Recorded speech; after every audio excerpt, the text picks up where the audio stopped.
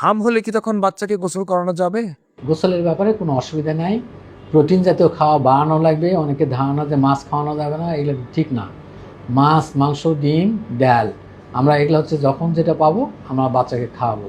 তারপর হচ্ছে এর আগে বললাম যে আমরা হলুদ বা লালা যেগুলো হচ্ছে ফল সেগুলো খাওয়াবো, সবজি খাওয়াবো, এবং বাচ্চাকে হচ্ছে ওয়েল ভেন্টিলেটেড জায়গাতে রাখা লাগবে।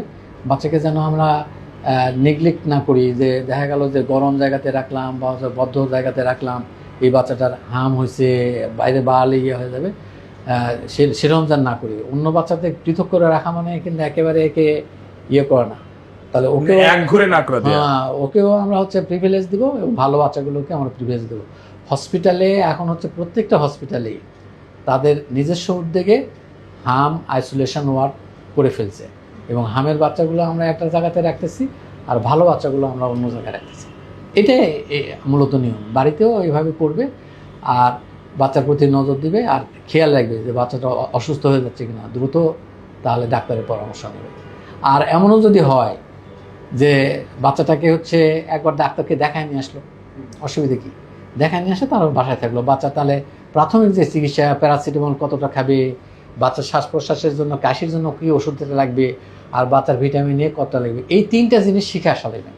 তাহলে এই তিনটা জিনিস তো আমি বাসায় করতে পারবো না, যার জন্য প্রত্যেকটা হামের বাচ্চার জন্য একটু ডাক্তারের শরণাপন্ন হন, হয়ে ডাক্তার যদি বলে ভর্তির কথা তাহলে ভর্তি হবেন, আর যদি বলে যে বাসায় থাকেন তাহলে ডাক্তারের চিকিৎসাটা নিয়ে নির্ভয়ে বাসায় থেকে বাচ্চার প্রতি নজর রাখেন। আমার মনে হয় এই যে আমরা অনেক বড় বিপদে পড়ছি, আমাদের বাচ্চার কি হবে, এইরকম আমার মনে হয় এত বড় প্যানিক করা ঠিক হবে না। হাম কঠিন অসুখ এই সেন্সে যে হাম হয়ে গেলে বাচ্চার দেহের যে ইমিউনিটিটা নষ্ট হয়ে যায়, এই ইমিউনিটিটা আবার হচ্ছে গ্রো করতে সময় লাগে, প্রায় 3 মাস কারো কারো লেগে যায়। এই সময়টায় যদি আমরা বাচ্চাটাকে একটু ইয়ে করতে পারি, ভালো মতো রাখতে পারি, ইনশাল্লাহ আমরা এই হামের এই প্রাদুর্ভাব থেকে আমরা সবাই রক্ষা পাবো। গোসলের কথা বলছিলাম, গোসলে কি গরম পানি বা ঠান্ডা পানির কোনো ব্যাপার আছে? না, এরকম কোনো ইয়ে নাই।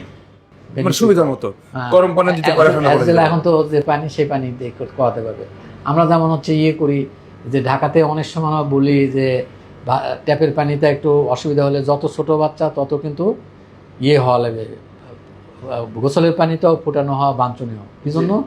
যে পানির থেকে যদি জীবাণু বাচ্চারা সহসায় জীবটা সামনে দেয়, এর মাধ্যমে জীবাণুটা হচ্ছে পেটে চলে যায়, যেগুলো সাধারণত হেপাটাইটিস, তারপর টাইফয়েডের এগুলো প্রশ্ন ওঠে, তারপর ডায়রিয়া জনিত যে অসুখগুলো, ওগুলো থেরে পাওয়ার জন্য। কাজে আমরা বাচ্চাকে এইভাবে ইয়ে করবো যে পানিটাতে সেফ পানি দিয়ে গোসল করাবো।